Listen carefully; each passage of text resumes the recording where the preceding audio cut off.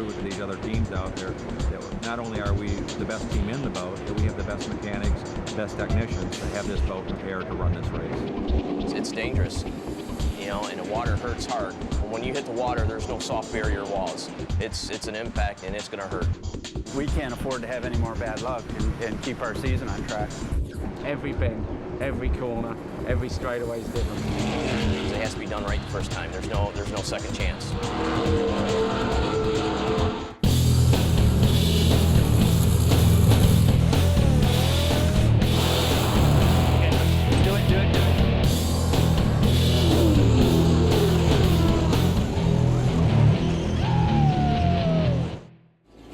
The Offshore Super Series is the top powerboat racing series in the world. These extreme aqua machines are closed canopy boats that can reach bone-jarring speeds of up to 200 miles per hour. This is the most dangerous and expensive motorsport on water. These boats are so powerful, so intense, that they require both a driver to steer and a throttle operator to man the engines, while racing around a 5-mile open water circuit. Cat is the top class in this series, and for the last 3 years, the #1 boat in this class has been the Reliable Carriers machine. That is, until a recent string of mechanical problems this season bumped them out of first place. Now they're in Toronto for the first race to be held on Canadian waters, and they are determined to get back on top. The Reliable Carriers pit crew is unsurpassed in experience and know-how, and this weekend they've got something to prove, that they can still be #1 out on the water.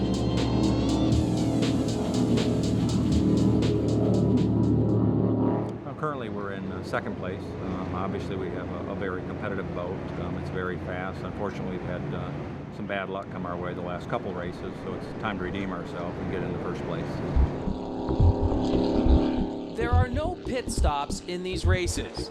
It's just full throttles to the stops for 100 miles. So for Offshore Super Series pit crews, it all comes down to preparation. The dry pits is the area where the teams do all of their major preparations. Each team has a designated area where they can set up their equipment. The boats only sit in the water at race time. The remainder of the time, they are stored high off the ground on their cradles. As awkward as it is to work 10 feet off the deck, it's still a whole lot easier than doing your work on the water. Most teams in this series run a 6-man pit crew, but the ultimate responsibility from bow to prop comes down to 2 key men, the crew chief and the engine technician. The crew chief makes the ultimate call on the preparation of the Reliable Carriers boat. To do this requires years of experience and a complete dedication to the sport. Today, that job falls on the experienced shoulders of Eric Hertkamp. Well, I think it goes down to commitment and dedication. You know, everybody wants to be involved in a race program, but a lot of people don't want to put in what it takes in the commitment and dedication. And when you talk about an Eric Hertkamp, that's what it is. It's commitment and dedication. To get along on I think any competitive team, it takes everybody to have an easygoing personality. When the tempers get flying and pressures build, you can't have somebody that can't roll with that. That's another part of the job, is keeping the harmony in the team and keeping everybody working together. And we all got to have that same goal, and that's that checkered flag on Sunday.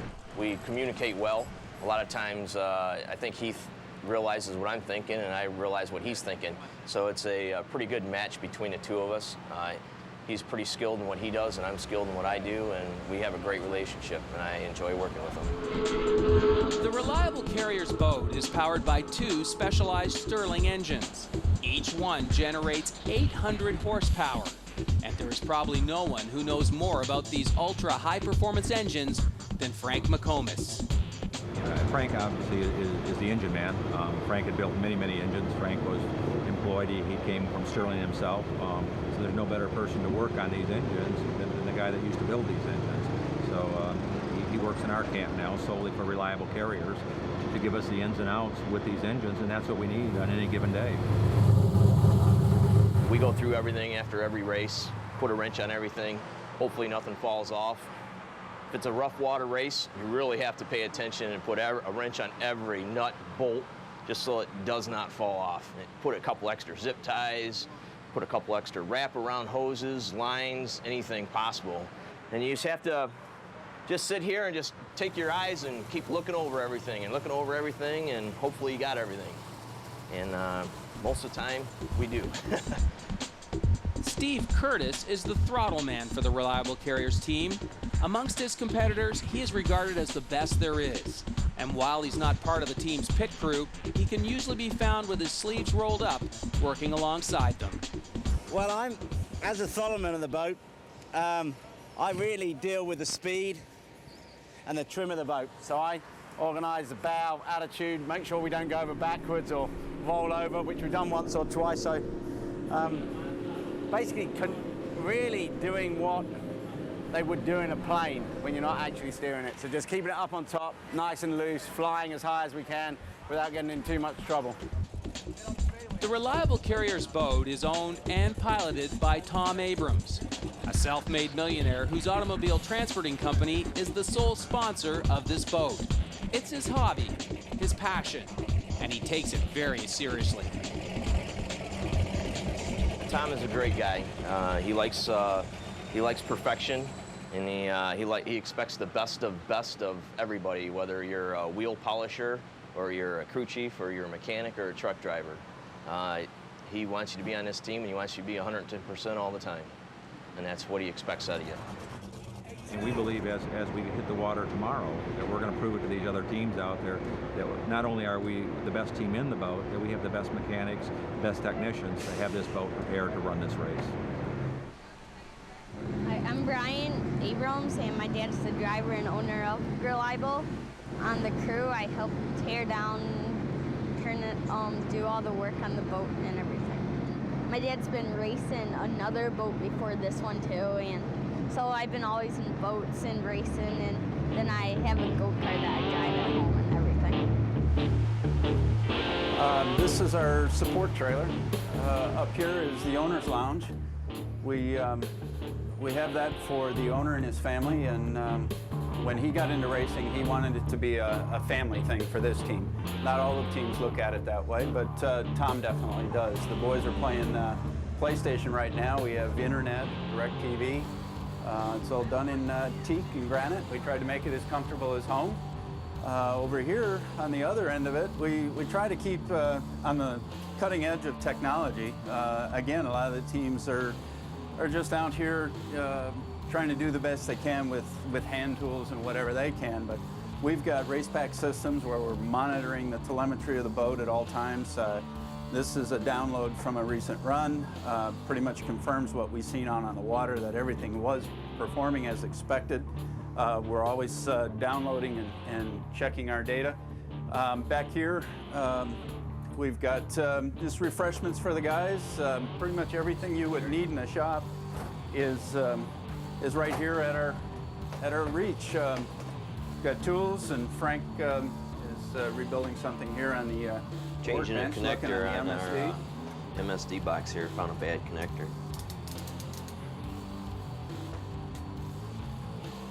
Back here is just an area. It actually has a queen-size bed, a shower, and sink, a freezer.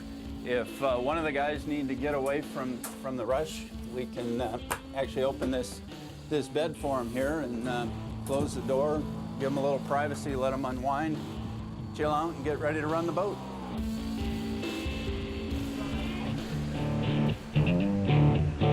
The number 20 team will get one test run today out on the busy Toronto Harbor to get their boat primed and ready for the 100-mile race tomorrow. Tom Abrams and Steve Curtis will have just 40 short minutes on the water to test their race setup for tomorrow. It's up to the pit crew to make sure everything goes smoothly.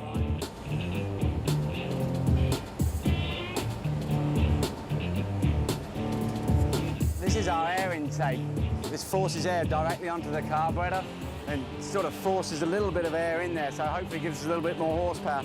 And it seems to have come adrift a little bit from the hatch itself, so we're going to silicone it on and then screw it on so it's a bit tighter. We're going to have to epoxy it on when we get back to the shop, but it's kind of a makeshift for this event. Today on the boat, we're just going over everything, making sure everything is tight. And today we're changing the C pumps, the impellers on the C pumps. It's not something that probably has to be done, but it's one of those 25-cent parts you change just to be safe. The C pump is what supplies the water to the engine, and without it, you would run extremely hot and overheat, and the engine wouldn't work very good. And there's really no difference between salt water or fresh water. It works. It's all it knows is it's pumping water. It's kind of like your water pump on your car, except it's called a C pump. We yet have to change the oil today, both motors. Again, just a precaution. Just make sure everything's right. This weekend, we just need to get back in the winner's circle. We have to be 110% and get it done right. Because it has to be done right the first time. There's no second chance. I think we're as prepared as we've ever been for this race. I believe that if we're finishing this boat and as a team, we're going to win the races.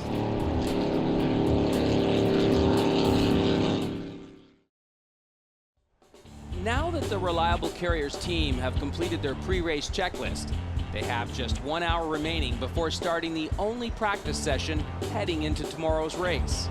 Now's the time to fuel the boat.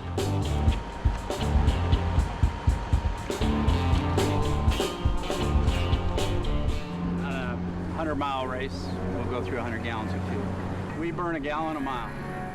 We normally run 110. They didn't bring 110 to this race, so we're running a little higher octane than we normally would, but the motor builder felt confident we'd be all right. I'm not sure what our price is here, but they normally inflate it a little bit at the race sites. I think back home I'm paying $7 a gallon. Here we're probably paying $10 or $11 a gallon. So it's not a cheap, fuel cost is what we win if we win. It's good, buddy. Okay, we're all set.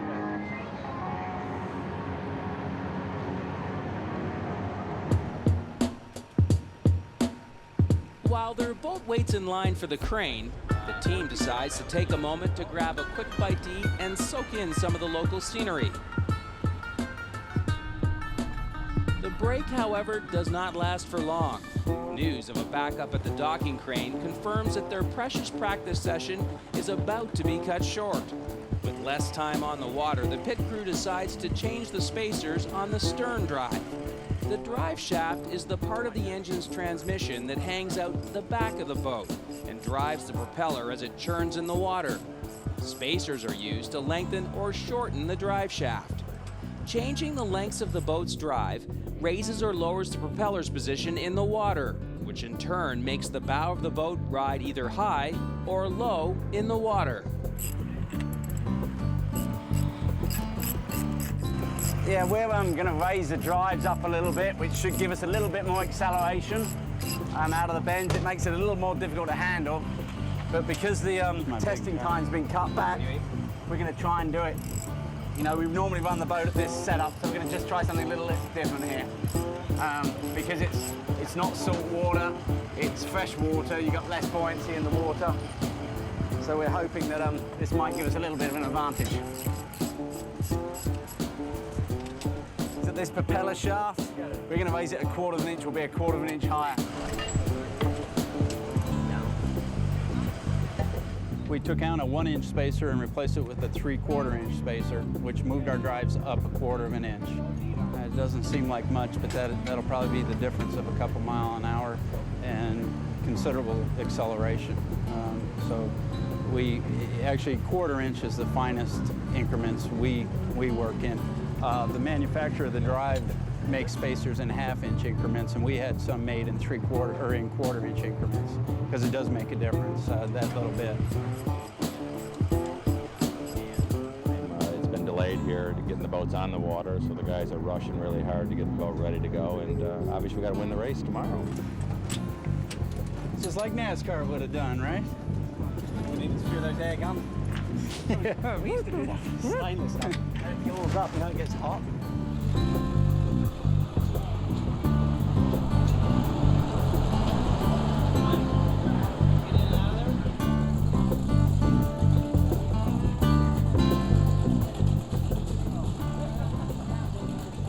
have what they call crane straps. It's a 4-point harness. We mount it to 4 different spots on the boat, and then it's got one big hook in the middle, and then that's where we clamp it to the boat, and then they lift it straight up, and we guide it with ropes to get it into the water, and then the crane sets it where we would like it, and then we do the same process on getting it out.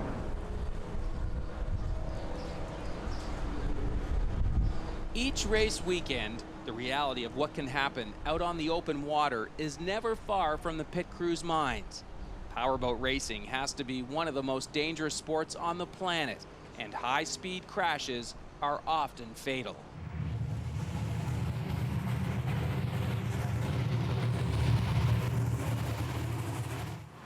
The danger for me, it really doesn't affect me that much. I've been around boat racing for 13 years, and it just so happens I crewed for one of the guys, and they actually did die in the sport. And actually, I know 2 people since my career.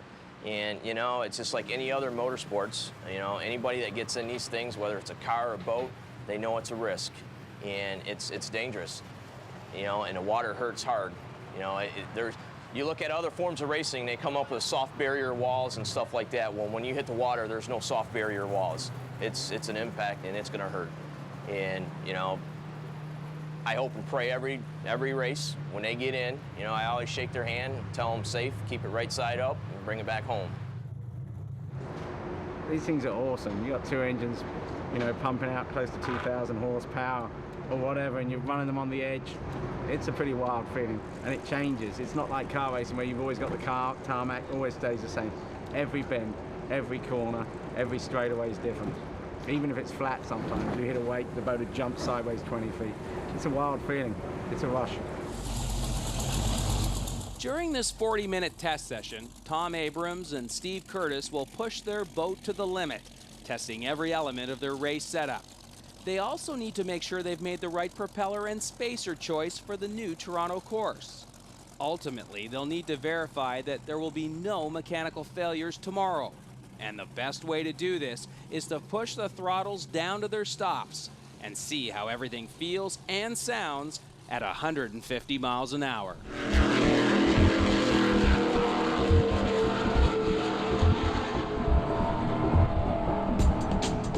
WHM is currently on top of the Cat Division point standings, and the team behind her are longtime rivals of the Reliable Carriers crew. They're 20 boats. If anybody has a horseshoe, them guys got a horseshoe, for no doubt. They've been running along and been out front a lot. They do a lot of homework, but you're not always on top. Every now and then, every dog has his day. WHM and Reliable have a long time rivalry between the two. And so there's always a lot of little trash talk between the crew members.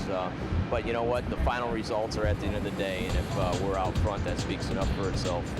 We watch them. We know what they're doing. And we like chasing them around and making them nervous.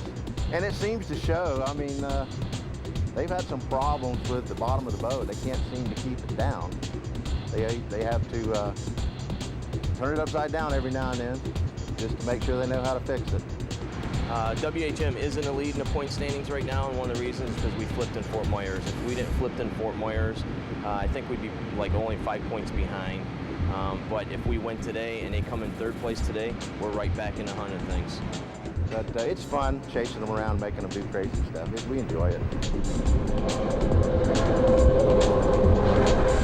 The offshore power boats use the practice sessions to get a feel for the new 5-mile Toronto course. Practice also offers an opportunity to attract new fans to this fledgling race series. During practice sessions, the spectators can see these boats being pushed to the razor's edge. Even during practice, these drivers don't hold anything back in their quest for the #1 spot. It was a good test today. I felt our lap times were good. We were a little disappointed we didn't get WHM, which is leading us in the championship. We didn't get their lap time, so it didn't give us anything to gauge off of. One of the other boats, we got their lap times, and we were significantly faster than them. I know that our lap times was good. It's just how good it was. As of right now, we're going to keep that setup that we have with the boat until tomorrow morning when we're able to look at the water conditions. If this stays the same, we're going to leave the same setup that we have on the boat right now. With his feet back on dry and solid land and feeling good about the practice run, throttle man Steve Curtis takes 5 for a quick interview. And I went whizzing around this bend, and I had a big long lead and had this big accident. The boat just exploded. And I woke up, I was knocked unconscious in the water with the steering wheel. It's all bent like this. And there was no one around. So I swam to the shore, and I came to a little restaurant, and no one spoke English. I didn't speak a word of Italian. I went out, and I got in there, and I was talking to these people, you know, that I'd had an accident and this sort of thing. They didn't understand a word. All they wanted to do was feed me and give me lots of red wine. So I got absolutely blasted, like you would. And meanwhile, they all think I'm dead. The boats, Phillips of the boats have floated up everywhere, and they've got these big things going up there doing all this business. And I'm just in there just having the time of my life. And eventually the owner of the bar called up and found the race organisers and said, hey, we got this drunken powerboat racer in here, will you get him out here? They said, oh, we wondered where he was, we thought he was dead. They had to pick me up, and I was so drunk they had to give me an ambulance. With the practice session over, the number 20 boat is taken back to the dry pits to await an engine inspection by an OSS official and an engine specialist from Sterling Performance, the manufacturer of the boat's engines.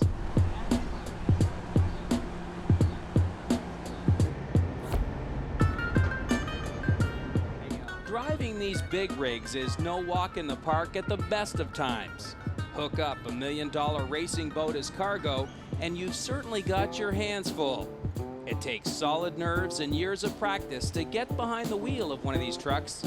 One wrong move could be very expensive.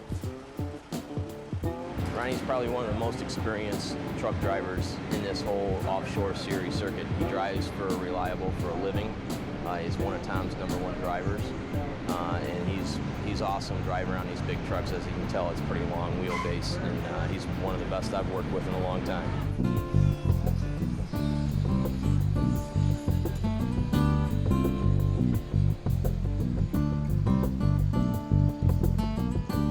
I've seen him get in a lot of tight positions that I was like, I don't think he's ever going to get out of it, and he was able to do it without scratching anything. That's the important thing, because Tom don't like scratches on his vehicles. Oh, it's just a lot of practice. You know, just take your time, that's the main thing. You know, you rush it, you'll get in a mess. You know, if you scratch it and then it comes back on me like I wrecked the day, but, you know, just try not to.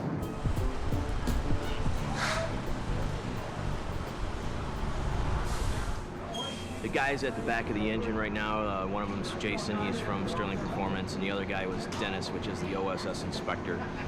Anytime when you work on the engines, when you rerun the engines after a couple races, you have to have an inspector in sight to make sure that you're doing it properly and you're not changing engines. And they're the same engines you had from the last race, because you get points on those.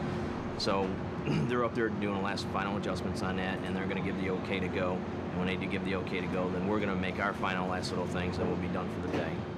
Everything's in good condition. Starts back over again. All good to go. Put it back together. Good to go.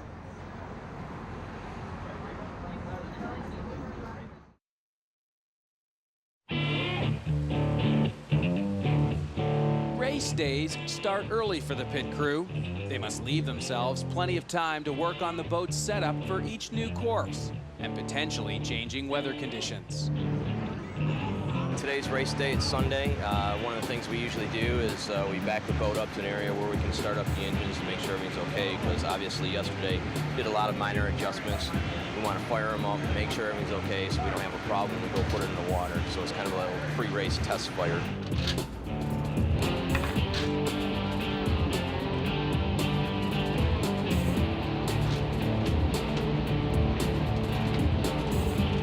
The only thing left to do today yet is to just test fire the motors, make sure. You want to do that now?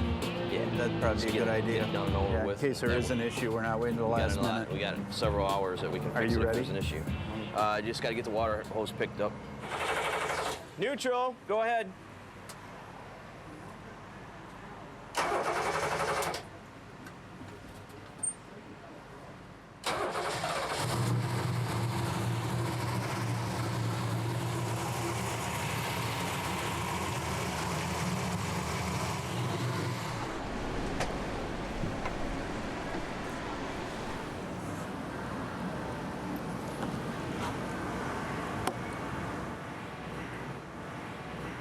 Sounds good.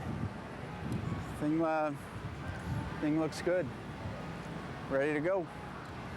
Gonna go win today. No doubt about it.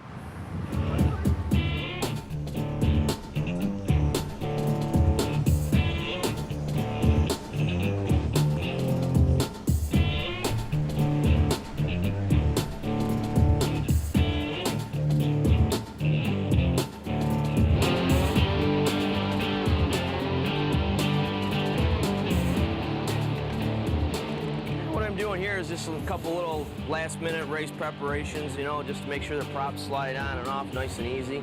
A lot of times with the salt water, you get a little rust build up here, and you know, just make things a little easier when we decide to put them on, so they're all nice and clean. Once we get it all cleaned up, we usually put a little grease on them, so that when they're out there running under the extreme conditions, they'll come back, and when we try and take them off, we'll be able to get them off nice and easy. It's now only a few hours until today's race, and the team has to make the final call on their propeller and spacer setup. It's more bumpy now than it was this morning, and we've still got 2 hours before our race. My guess is we'll probably go down one size on prop. The change I see now versus 2 hours ago. Talking over with Steve to see what he thinks. He's down the way looking at the same thing I am. So as long as we're both seeing the same thing, which I think we are, we'll probably make the change. Well, the props are, everybody thinks that they're not that important, but it is a very important piece of equipment to have, and it's a challenge to make sure you have the right setup and you pick the right prop for the correct race conditions. You know, you can have all the horsepower in the world, and if you can't get your prop to hook up right and get your drives and everything situated and accelerate right, you're not going to do very good on race day. It's kind of like if you had a drag race car, if you can't get your horsepower to your rear tires to get it to go down the track, it's not going to work. The props are pretty much the same thing with a boat. It's important that you have the right diameter, the right pitch, and that just comes with a lot of years experience of what to use. And Steve Curtis is a master at that from all of his racing experience. So you think leave it the way it is? Yeah, I reckon so. I mean, we're going to move around a bit, but... Pleased with yesterday's results, throttle man Steve Curtis decides to stick with the same setup and hopes they will continue to be the fastest boat out on the water. You know, I kind of feel sorry for them sometimes because they're so technical that they make a whole lot more out of it than what it is. And you know, me being from the old school, this is not rocket science, but they're trying to make it that way. They're working on it. We like to put them to work. I feel like I really put them to the test because when I run by them and when I beat them, they're scratching their heads because they're over with computers and we're just doing it with wrenches. Nice guys, way too smart for me. As race time approaches, the team's recent string of bad luck begins to weigh heavily on the pit crew. We can't afford to have any more bad luck and keep our season on track, right? We lose one more like that, that's the season.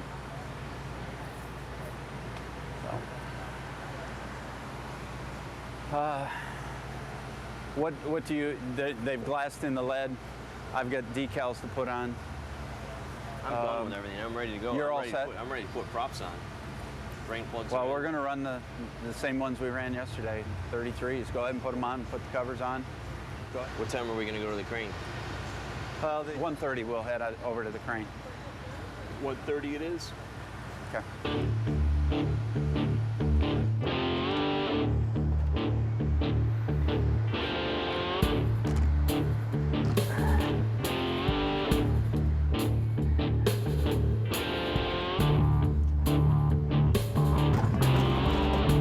It's about an hour before the race.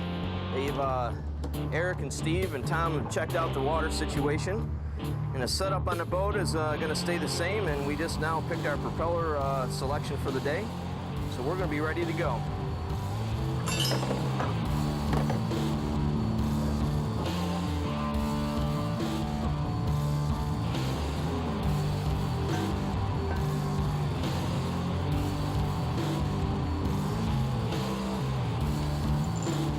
And as you can see, they're polished up nice and pretty.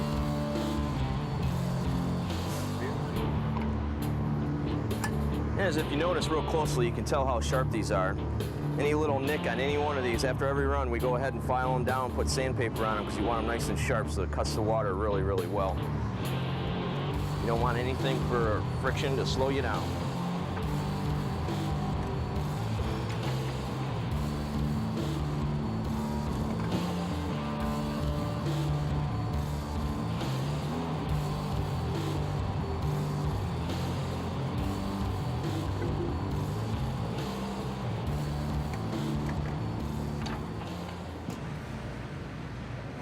You know, they are so easy, they eat what we feed them.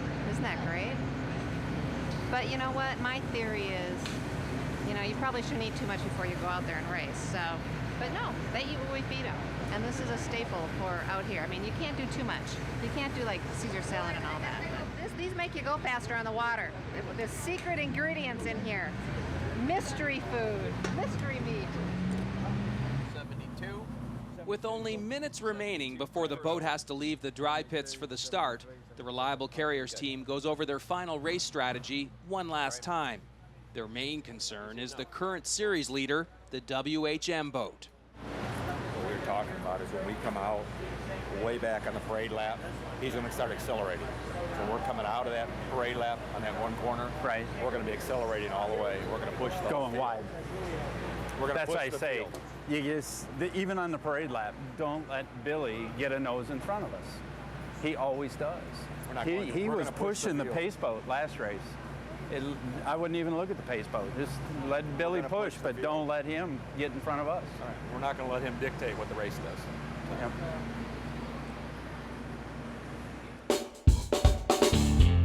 Feeling confident that every detail has been covered, the team goes into race mode and moves from the dry pits to the docking crane.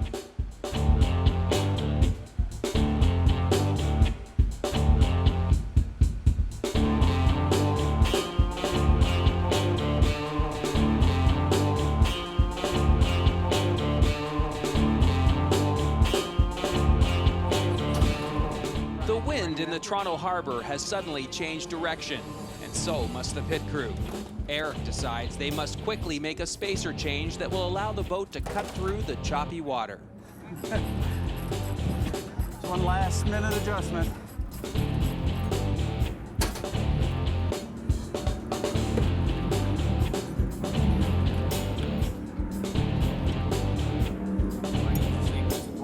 Yes, sir. Go ahead, Brian. Take that nut off.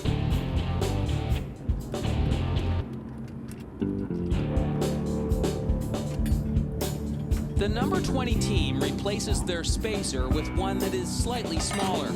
This will allow the bow of the boat to rise above the choppy conditions of Lake Ontario.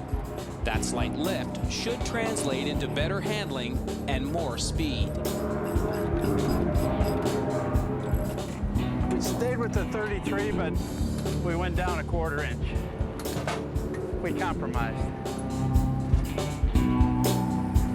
It's a mind game at this point. Like, everybody's questioning why we're doing it, and obviously it's sort of follow the leaders, and now they're questioning, did they make the right call? I feel good. It's going to give me better steering in the boat. It's going to make the boat handle better. Obviously we were watching the wind, the flags, and what they were doing, so it makes me feel a lot better at this point.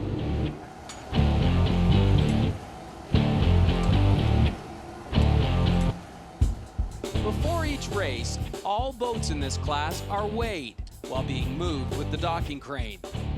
To ensure an even playing field, the OSS has a minimum 9,000-pound weight that all cat boats must meet before they're allowed to race. The Reliable Carriers boat is light, and they must add extra ballast to their boat at every race in order to meet the regulations. The pit crew must be very careful not to go over this minimum. Every extra pound will have a negative effect on the boat's performance. No. Ain't no way in hell. Ain't no way in hell. What do you think it should be at? 10,250.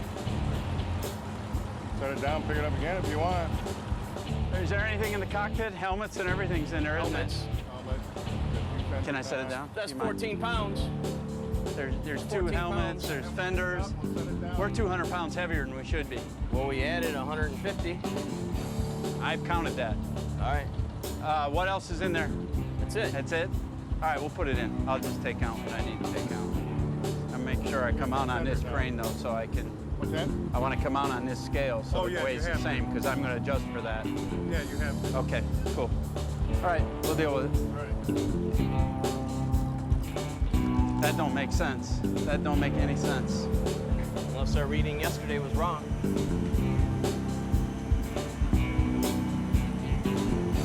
Steve. Steve.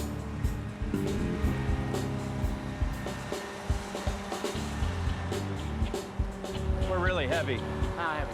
10,440. So we're 150 heavy right now. If that's the case, I could take the fixed weight out and be legal. We would be 9,000 pounds without the fixed weight if this weight is correct. I can take 100.5 ounce. I don't think we should do that just in case that scales on. No, well, we're coming back out on the same one. I just told Mike, I said, I want to make sure I come out on your scale. Yeah, my numbers tell me I should be 10,250 right now. And we're 10,440. 10,440. We got a... Well done, buddy.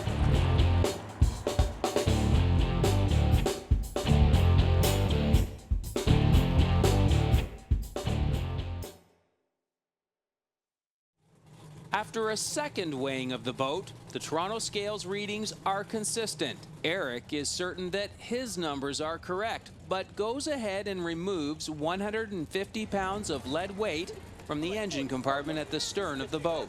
Ultimately, this will work in their favor, as everyone knows that less weight means more speed.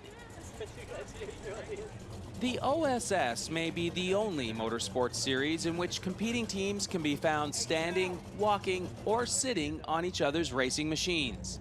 This is partially because limited docking space for these 40-foot boats creates challenging working conditions, and also because traveling the world together to race in this dangerous competition clearly cements close relationships. I think we made the right setup. The wind seems to have gone down, then it's picked up again. So I think we're definitely competitive, and that's the main thing going in there. Now it's just down to us to drive it around there pretty quick. Tom and Steve, they put a lot of trust in us.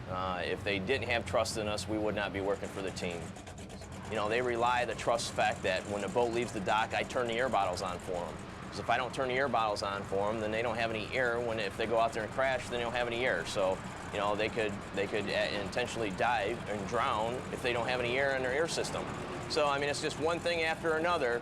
And, you know, when they leave the dock, they said, air on, air's on, you know. And if I wouldn't say that, and if they wouldn't ask, you know, they could be second guessing themselves out there. So it's just a whole team effort of everybody.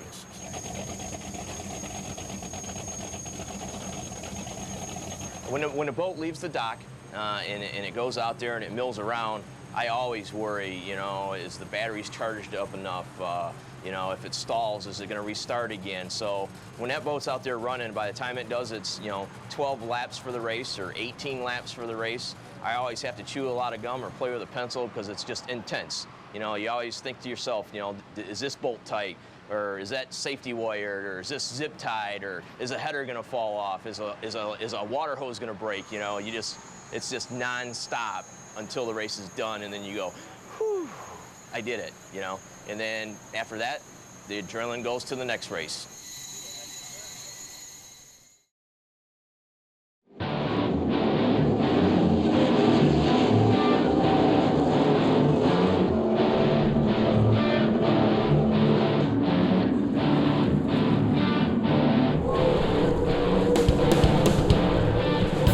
As the race starts, a terrible realization hits the crew.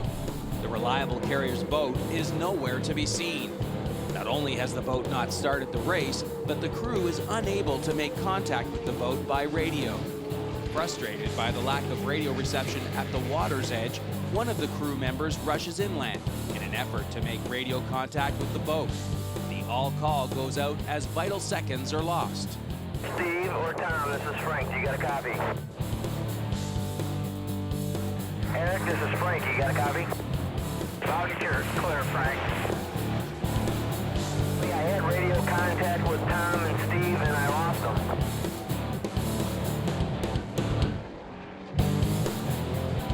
Bob, do you copy? Yeah, I got a copy. It looks like the towboat's hooking up to it right now. Roger that. There's something wrong with my headset, evidently. I just took it off. Now I can hear you and talk to you.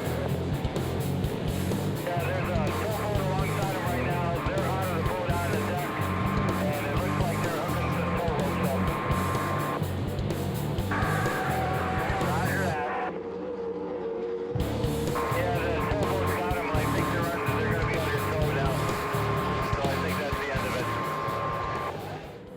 At this point, it's a pretty disappointing day. The boat didn't make the start of the race. We don't exactly know why yet. We don't know until the boat gets back here and figure out what happened. The number 20 boat, though safe, must bob helplessly in the water, waiting for the race to finish before they can be safely towed in. The blow is crushing to the team. A DNF or did not finish means absolutely no points will be earned after the weekend of hard work and team effort. Though they still remain in second place, the gap to first has now widened significantly. With only 3 rounds remaining, the only way they can win the championship now will be to finish first at all 3 remaining races.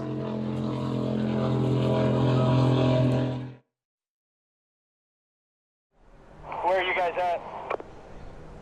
Towed in now behind the towboat. I mean, we should be back at the, by the planes, I was thinking about 5 minutes. Okay, well, we'll see you there.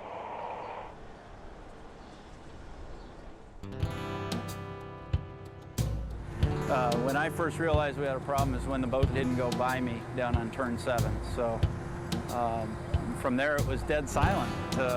Nobody even came on and said there was a problem until I radio out and asked what was going on. And then our helicopter informed me they were underneath the cockpit trying to find out why the motor wouldn't fire. It's real disappointing because it's not like we've gone out there, we've run hard and broken, or we've even been in the hunt.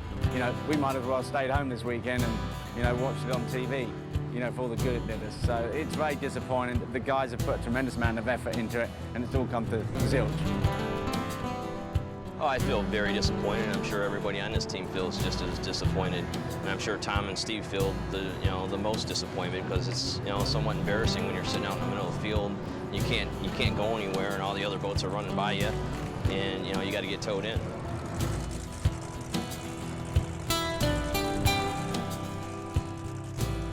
Looks like we had some type of short in the boat. We don't know exactly why the short happened, but caused a voltage spike and took out both ignition boxes, and that's why we didn't complete the race. Actually, that's why we didn't start the race. I mean, I don't know what we could have checked. It was running well yesterday. It ran from the dock today. How do you check for something like that? How do you follow that up? It's just one of them things, and it's, I've been racing for a lot of years now, and that's the first time I haven't made the start. We needed to turn things around, and we certainly didn't. We didn't even, this is a no-show. We didn't even take the green flag. So this hurts worse than anything we've done yet this year.